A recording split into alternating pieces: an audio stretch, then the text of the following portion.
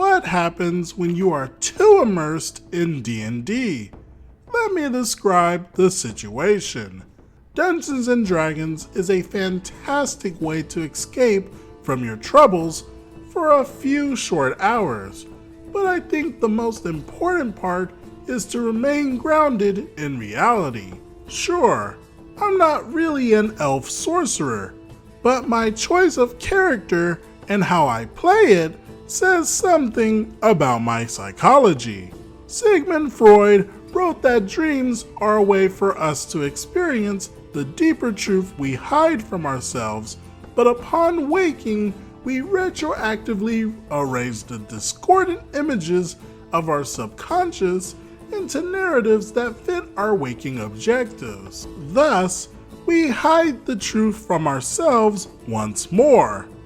I believe that role-playing games are like dreams.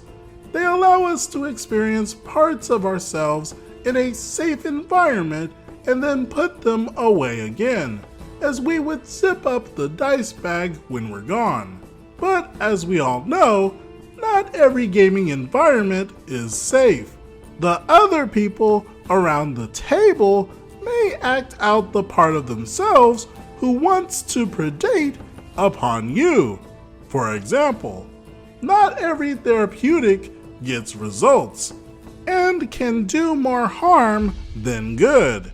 Sometimes when we try to live in the dream, to possess it completely while doing away with reality, the dream will become toxic and we will find no peace. Perhaps that's the meaning of the Oedipal myth. This is the story of the oldest of three brothers, introduced in part 2. I encountered him months before the other two at a public Warhammer event myself and Richard attended. We were walking around, checking out the painted Imagination Time gun dollies that the kids who came from wealthier families could afford, when we noticed one person our age who stood out as socially awkward even in a room full of nerds.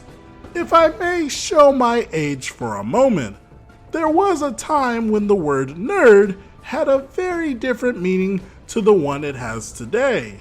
It eternally warms my heart to see nerdiness as a culture that brings people together and reminds us we are not alone. But during the mid-90s Australia, nerd meant that everyone hates you and you will die alone. The movie Addams Family Values was the first time I saw a nerdy kid starring in a young love story, and I remember watching that thinking I wished it happened in real life. Being a teenager is a skill set that is built up over a decade. How to act, how to dress, and what media to consume. So when someone comes along with a different skill set, like reading fantasy novels and knowing how to use computers, for example, it's like blood in the water. To behold that person evokes an animal rage. I could compare it to the visceral reaction so many people have to bronies today, for example.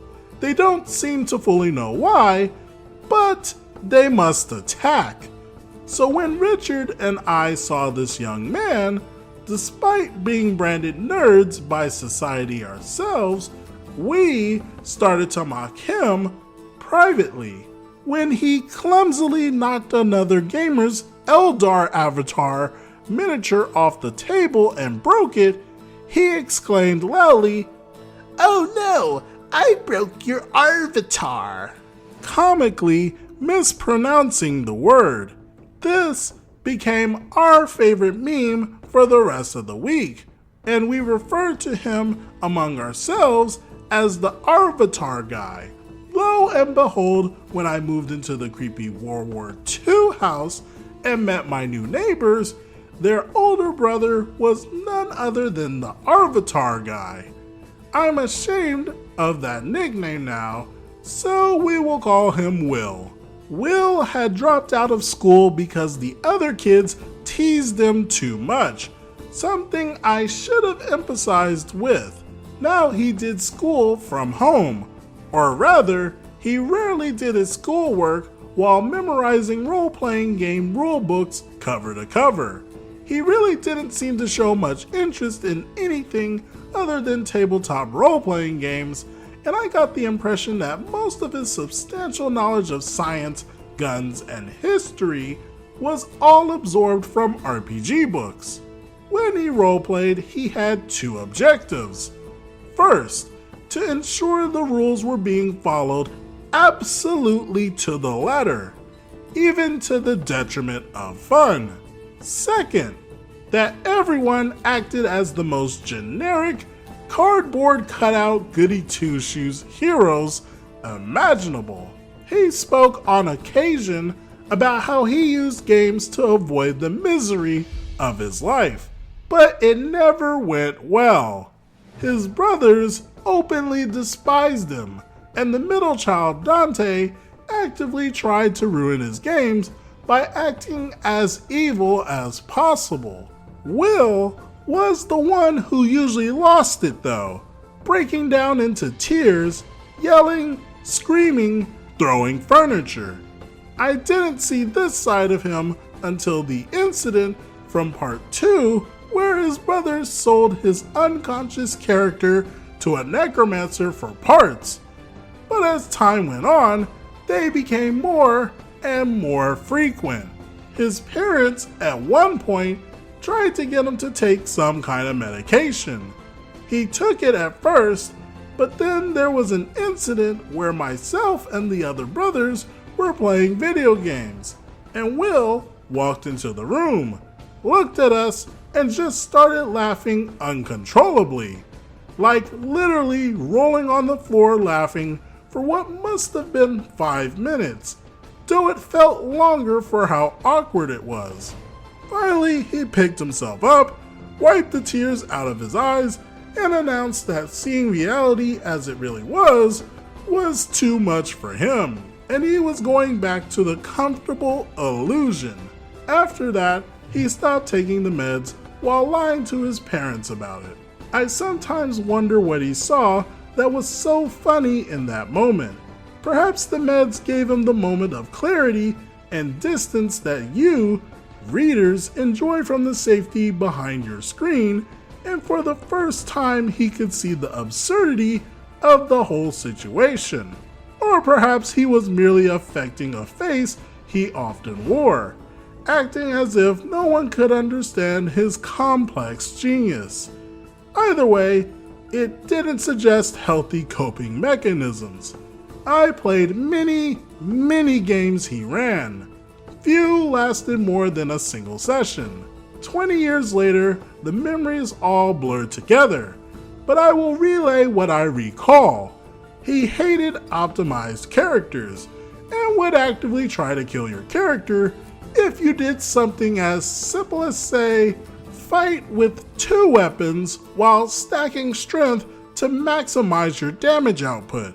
He would design adventure hooks and encounters around a single set of actions he expected you to take, and get visibly upset and angry when you diverged from the railroad.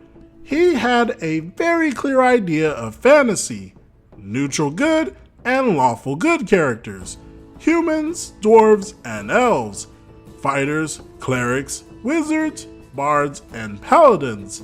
If you wanted to do anything exotic, like a lizardman monk, a multi-class build, or even a kleptomaniac halfling rogue, he immediately put you under suspicion and tried to push you out of the story for ruining his world. Once we ran the Sunless Citadel in 3rd edition. Star Wars The Phantom Menace had recently come out and everyone loved Darth Maul, so I wanted to play a fighter with a 2-bladed sword. It was in the standard rulebook, and he tried to ban it at first, saying he hated exotic weapons, and I was just trying to power game. Eventually, he relented, but was visibly upset that we were one-shotting the monsters in the first few encounters, which were goblins, with 5 hit points, I should add. We got a quest to recover a white dragon kept as a pet by some kobolds, and 15 minutes later, we opened the door and came face to face with an adult dragon in the process of opening up at us with its breath weapon. Wait, this was the kobold's pet? We exclaimed. Then we looked at the dungeon map and realized an adult dragon was way too large to fit through either door into the chamber, while in order to even fit in said room, it would have been comically pressed against the walls and ceiling. So we just opened and closed the door, throwing spells and arrows in until it was dead. The game stopped immediately and we never played it again. Later we realized Will had made us level 3 when this was a level 1 adventure. There was a white dragon in the adventure, but it was a baby, about the size of a cat. The other one that stands out was a Ravenloft game. Ravenloft was the 2nd edition horror setting, and as such it was right out of Will's comfort zone. I also decided to move beyond my own comfort and placate him by playing a standard cookie-cutter human paladin. In the first encounter, we were attacked by some bandits, outnumbered and pressed on all sides. I wanted to play tactically, and I remember that he had mentioned the bandits had some wagons nearby. Taking a flaming torch, I threw it into the wagons, hoping that several of the enemies would have to peel off to stop their stuff from burning, giving us a chance to take control of the combat. Will was visibly disgusted by this action, as if it shocked him to his core. Almost trembling with rage, he told me the wagons burned immediately, as I heard the screams of innocent women and children within burning alive. Just instant immolation without a chance for anyone to react. Then he told me that, for my heinous acts, I was no longer a paladin. So much for thinking outside of the box. Years later, I was reading about the Ravenloft setting, and I learned that there are Romani-inspired people in the setting who live in complex wooden caravans that are built and improved upon over many generations, and to burn one of them is the worst crime against their people you can commit. So I think that's what was going on, but he literally just described bandits and wagons. I had no way of knowing, and he never clarified any of it. Just apparently expected me to know the setting inside out before playing, and to read his mind rather than just follow the words out of his mouth. But it didn't stop there. See, Ravenloft had a mechanic whereby performing particularly violent evil acts corrupted you and put you on the path of becoming a monster. So after rolling on a few charts, Will informed me I could now see in the dark. Okay, I replied. I look around the darkness, and what do I see? Apparently, using dark powers earned me another roll on the chart, Will ruled, and informed me I could now turn into a bat. Okay, I replied. I turned into a bat. Within moments, I had gone from being a paladin to a full-fledged chaotic evil vampire. The game stopped immediately, and we never played again. But for the penultimate Will story, I was not present. I was busy in part 4, coming soon. My friend Leo, whose story has been pushed back to part 5, was there, as was my older brother. So I have had the details of this story verified from 2 sources. It concerns a game of Birthright that Will DM'd. Birthright is a campaign setting where you play kings, guild masters, and lords with the power of gods passed down through family lines. Leo played a king. Dante played a ranger with a magic ring that allowed him to cast spells as a wizard of the same level. And I'm not sure what my brother played. Dante was overpowered enough to be invested in the game and didn't rock the boat. So I understand the game had been running regularly for some time, until the party decided to resolve a problem with a rival kingdom by declaring war and marching their soldiers over the border. The rulebook listed this other kingdom as lawful good, and this pushed Will over the edge. He started having a full-on meltdown about all the innocent people they were hurting, as if they were real. The players went downstairs to play video games while he got whatever he was going through out of his system. Then they smelled smoke. Rushing upstairs, they discovered that Will had put all the character sheets, the campaign books, his notes, and the rule books into the kitchen sink and set fire to them. To erase the evidence of the crime, I guess. The fire had spread to the kitchen curtains, and from there to the wall itself. One wall of the house was on fire. I assume they called the fire department because the fire was put out before it could spread to the rest of the house. But the kitchen needed a lot of work after that, and Will was in more trouble with his parents than he had ever been in his life.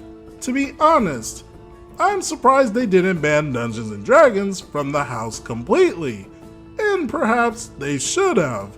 I have always endorsed D&D as a great way for people who have trouble making friends to be included, and I have always laughed at the silly moral panics of the 90s where obtuse parents claimed that shiny math rock imagination time was corrupting their kids. Let me be clear, D&D isn't the problem, but perhaps there are some people for whom D&D is not a good fit. Escapism isn't always the path forwards. To coin the most overused phrase of this Reddit, no D&D is better than bad D&D. I don't know where Will is today. I know he never finished school, and he had a job for a while at my local supermarket collecting trolleys. I ran into him about 10 years ago at a board games club at my university. They allowed non-students to attend. I had come looking for people to recruit into my newest D&D campaign, one that used elements taken from the Birthright setting. Ironically, I played a game of Carcassonne with him, and he struck me as the same rules-obsessed, inflexible, unimaginative person who had no interest talking about anything other than gaming. I hope he is doing better, but there is no way I will ever let him into one of my campaigns. Thanks for sticking around for this divergence into the story of the three brothers. I know part 2 was a bit contentious for some people and elicited a fair shake of criticism. Nonetheless, this chapter of my life greatly influenced my impressions of D&D and taught me that it can be a regressive force as well as an inclusive one. So I include it without apology. But once again, the story is far from done. The next part returns to the story of my cults, that second life that continued in the shadows concurrent to the story of the brothers. It gets pretty wild, so I hope you will join me then. I think it's very important to separate fiction from reality. Like I have stated before, D&D allows us to live out our desires and fantasies. While it is not real, it can have very real effects on individuals, and as such, one must be careful when mental illness is involved. What do you all think about this situation?